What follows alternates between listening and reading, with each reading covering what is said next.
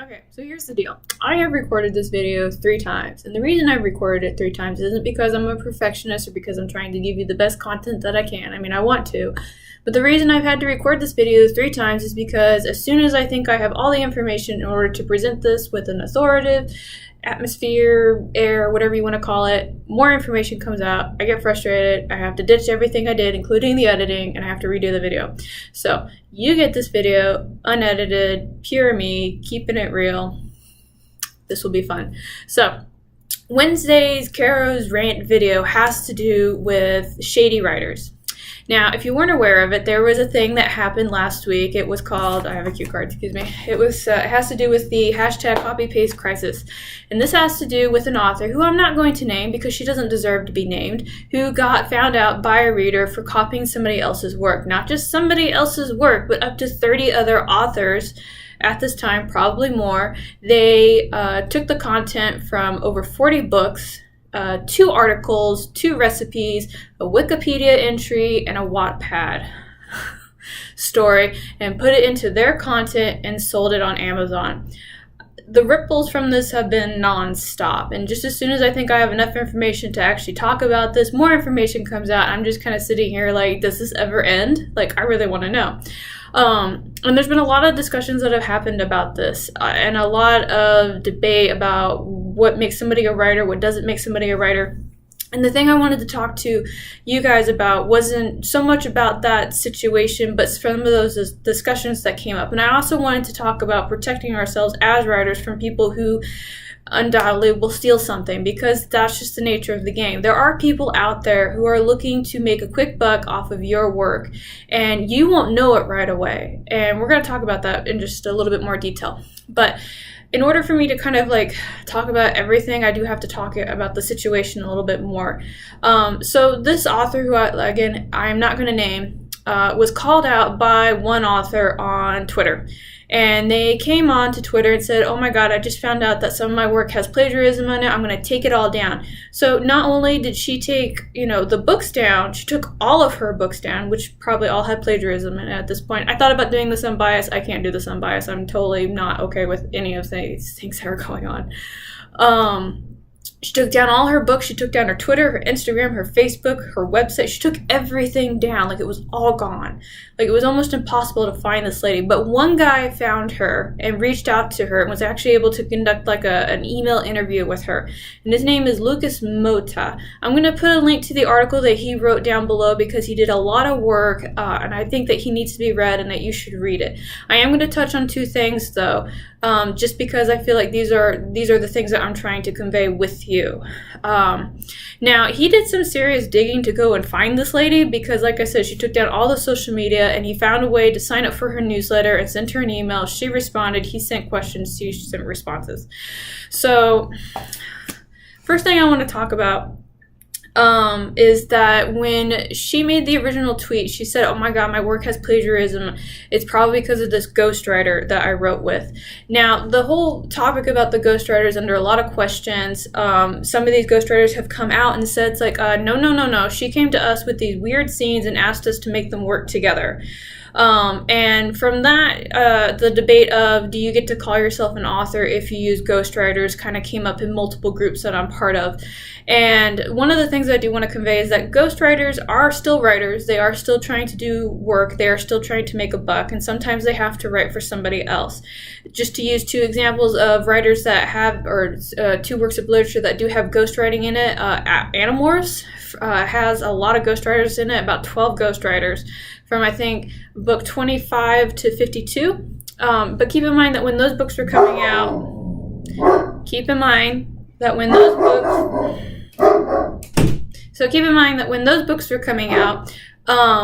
she was coming out with those books like once a month. So like this was like the first time, almost like a comic book style of book that was like, being produced at the time. So naturally she had ghostwriters after, I think, book 24. The Count of Monte Cristo also had a ghostwriter, and the whole reason, and that's a classic literature book, and the whole reason that I'm bringing up these examples is, I guess from my point of view, having a ghostwriter is not a bad thing. You do have to pay these ghostwriters upright because you are signing away their rights to take credit to the book. But this author who is in question right now actually gypped these ghostwriters. Like, wouldn't pay them and kept, giving them sob stories about how they couldn't give them money and stuff like that. First off, rude, shady as fuck. And a whole bunch of these ghostwriters refused to work with her after that, which is why multiple ghostwriters have been coming out. So in the original text, it's like with this one ghostwriter. Well, so far, multiple books that she's written have plagiarism in them. Multiple ghostwriters are coming out, and they're all having the same story of she came to us with these scenes, asked us to make them work, had no idea. So I guess for me, I just want to talk about how using a ghostwriter isn't a bad thing, but there are writers in the community who do talk about ghostwriters and about how using a ghostwriter is really not like, okay, because if you didn't write any of it, or rather, if you didn't write all of it, then it's not your work, blah, blah, blah, blah, blah. That's one extreme. Some people says it depends. I've actually been approached by somebody as a ghostwriter to help them write a memoir, and I agreed to that. I haven't started producing that yet because they kind of poofed, but I mean, these are situations that do happen. And I guess for me, I just want to convey that ghostwriters in this situation are not the problem. I think that the way that they were implemented and taken advantage of is definitely the issue that needs to be looked at. What was the other thing? Okay. So going back to the interview that I talked about with Lucas Moda when he finally got a hold of this author, one of the things that she commented about in the interview, and again, I'm linking that down below, is that it's very hard to beat the Amazon algorithm in order to make a buck, and that she also made another claim about how she hasn't made any money from any of her book due to the cost where it comes to produce the books, to advertise it, and all that stuff. So we're going to talk about each of those at the same time. So here's the thing. There is algorithms on Amazon. They do work in multiple ways. A lot of them are number-based. I've heard some authors talk about the algorithm like they think it's like some secret gatekeeper that stops you from getting published. It's an algorithm. It works in a lot of different ways. Some are looking at clicks, some are looking at views, some are looking at page views.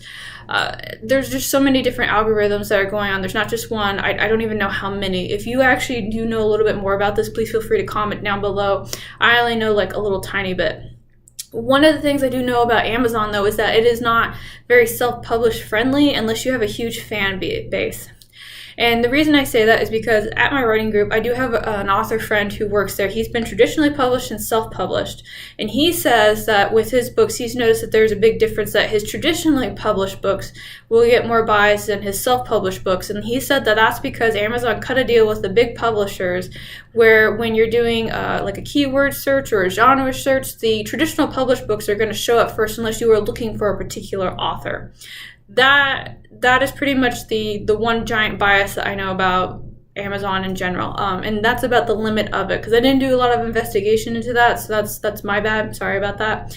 But I will say that Amazon is not self-published friendly just for that reason. Now, what can you do as an author to work on that?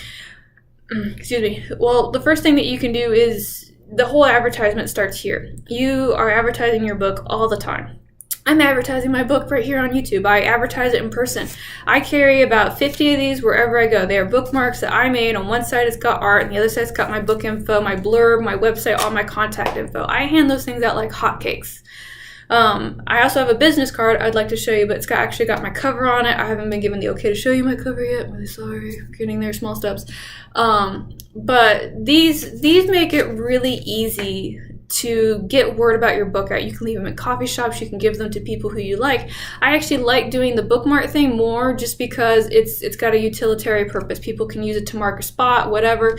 You talk to somebody, they forget, they pull out the book, they pull out the bookmark, it's got all this info on it, and they can go look it up later. Super easy. I got about 500 of those for a big whopping, ready, $20. It's very inexpensive means to do that. So are business cards. All right. You want people to buy your book. You are the first step. Yes, there is advertisements that you can do on Facebook and Instagram and things like that. How successful these are depends on pretty much the target market that you're working with, how aggressive you are with it. From what I saw when I was checking out Facebook ads, like the basic ad starts with like $12. So I don't know how much this lady says that she's spending on her books, and I don't want to know. I do know that if her claim of not making any money off of it is true, then there is grounds that they can't actually go after her for damages because she didn't make any profit, but that's not going to be an argument that I get to have. That's going to be an argument between lawyers, and I'm very interested about how this particular court case is going to go, because it is going to go there. Because there are some very big name authors that are involved in this. We got Nora Roberts, we got Milan Courtney, and we got Christy Cole and Kara Morning. Yeah, these are not little authors that she decided to pick on. She went for big people, which I'm like, oh my god. She claims to be a lawyer too, and I'm just like, but yeah, I'm really interested about how this particular case with the infringement is going to go, just because of how the author stationed in Brazil, she's taking works from multiple, North American authors, and how is that court case going to go? Very, very curious. Now, the other thing I want to talk about is I want to talk about playing the system. I'm not going to lie to you guys, there are lots of ways to play the system, to get an orange banner on Amazon, to make it look like you're number one, all that stuff. We've seen countless examples. There are freaking YouTube videos about how to do this. I'm not going to lie, I looked at them just because I was curious, just because I like to be in the know-how. Some of them for getting an orange banner is having like some bizarre genre topic. Like I clicked on one book I'd never heard before, but it had an orange banner and only 2 positive reviews. And I looked at it and it had like some weird genre rating of like, teens time traveling through space. Like, that's not a genre. That's like a tag that you made up so that way you could have number one. There are countless ways to do it. There was a book, I think it was called the Handbook for Mortals, and that got in a lot of trouble with the booktube community because the author did some shady stuff to make it hit the number one chart. And the whole point I'm talking about this is that you shouldn't do the shady shit. And the reason you shouldn't do the shady shit is because when the readers find out, we're not very quiet about this. BookTube will be the first one to drag you through the dirt and under the wagon. It makes you look bad. People will always remember that you either took something from somebody, you cheated the system, and that you tried to take advantage of readers, by not thinking that they were smart enough to figure it out. Never assume that your reader is dumber than you. They never are. The whole reason that this whole copy-paste Christ thing came up is because of a reader. All right, a reader saw it, was able to do the cross-analyze, and reached out to authors, and now the whole thing is ablaze. All right. It doesn't work in the long run. It doesn't work in the short run either. You end up spending a lot of money and a lot of time and effort for something that you think is going to give you a quick buck, and it doesn't. You're better off advertising this the best way that you know how. Do book readings, you make videos, you get your name out there, do whatever you want, but do it in an organic way. Don't be artificial with it. And the same thing goes with your social media as well. I can't even begin to tell you guys how many times on Instagram I get a contact from somebody that says, we can give you millions of likes in just 10 minutes. And I'm like, that's nice. I don't want it. All right. I didn't come here to be artificial. I came here to make connections, to grow, to network. I didn't come here to look popular when I'm really not. It's fake. We all know it's fake. People give you no respect when they discover it as well. That's the whole point that I'm trying to make with that particular topic, is that when you pretend to be something that you're not, you will get found out and you will be shunned for it. All right? Let that sink in for a minute. Now, the last thing I want to talk about is I want to talk about protecting your work. Obviously, there is a lot of, I don't want to say fear, tension, anxiety that is going on just because of this entire situation. Because if one person does it, multiple people have done it. And the one big question that usually comes up is what can I do to protect my work? And the easy answer is copyright your work. Copyright it. Do it through legal channels. I have a link down below that has been shared with me and multiple other people in regards to copyrighting your work. And this is kind of nice because if somebody does copy your work, you can basically sue them for, I can't remember the amount off the top of my head, but it's pretty hefty, damages rendered, a number of other things. But by copyrighting your work, you do ensure that's protected. You do protect your property as well. And that is really the easiest thing that you can do. I'm trying to think what else. Yeah, just copyright your work. Keep an eye out. Be diligent. And if you're the kind of person that, thinks, again, that your reader's not going to notice if you take an idea or a concept from somebody else, no. Never do that. Never. If it's not organically through you or through something else that's similar, it's just a bad idea. Don't do it. Whew. Okay, I think that's my shortest video yet, and I'm not even going to edit this. So let's go ahead. I'm going to close out because I'm done talking about this for the 4th time in a row. Again, if you like this, again, this is Wednesday. It's a Carrow Rant video. I rant about writerly things. And one of the things, let's see. This is when I stumble. So anyway, like I said, I'm done. Do remember that my book is coming out in April. The pre-orders are not out yet. I'm waiting to get the okay for that.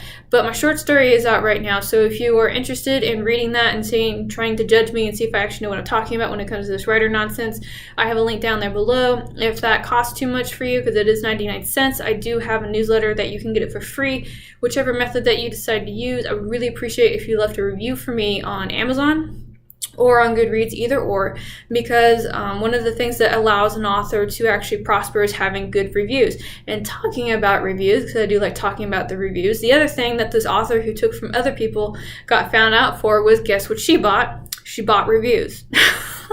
There's a website out there, it's called Fake Spot, and you can see the rating that she got from Lucas's interview video, because he took her ratings along with the book that she copied from and compared the 2 ratings, and she got the lowest rating of all because none of her reviews were actually genuine. They were all bought.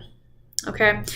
And this kind of leads back to the thing of don't try and cheat the system, because you will get found out. There are a lot of tools and a lot of things that people can use right now to try and figure out if you are just trying to sell the product to make like some change, or if you are legitimately having a growing fan base. So yeah, I talked about reviews. If you like my content, please feel free to like and subscribe. I post these Carrow Rant videos on Wednesday. I post writer videos on Friday. And I usually like to chit-chat with people on Twitter. So all that is down below. I hope you enjoyed this video, and I am done talking now.